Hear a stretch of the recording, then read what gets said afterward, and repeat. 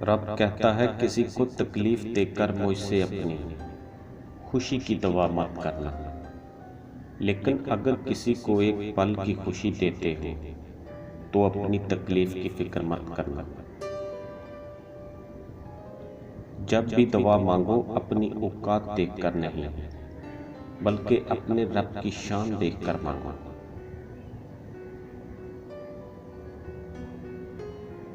عزت صرف وہی خدا دیتا ہے، کسی کے برا چاہنے سے کوئی فرق نہیں پڑتا۔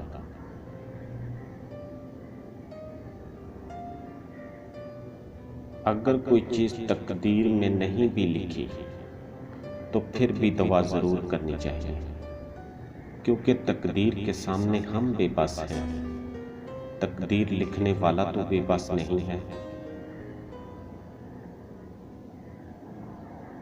وقت کو پیدا کرنے والے کو وقت دے کر تو دیکھو، وہ تمہارا وقت بدل دے گا۔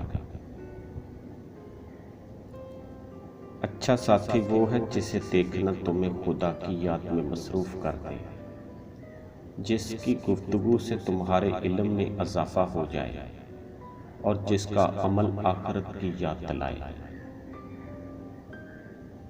صبر کرنا سیکھ لیں، اللہ سب جانتا ہے۔ وہ جانتا ہے کہ آپ کب کب کن وقتوں سے گزرے ہیں، اور اللہ وقت بدل دیتا ہے، کیونکہ تبدیلی کائنات کا اصول ہے۔ سجدے کی توفیق ملنا بھی رب کی نعمتوں میں سے ایک بہترین نعمت ہے۔ جن سے یہ توفیق چھن جاتی ہے، پھر نہ وہ دنیا کے رہتے ہیں نہ ہی دین کے۔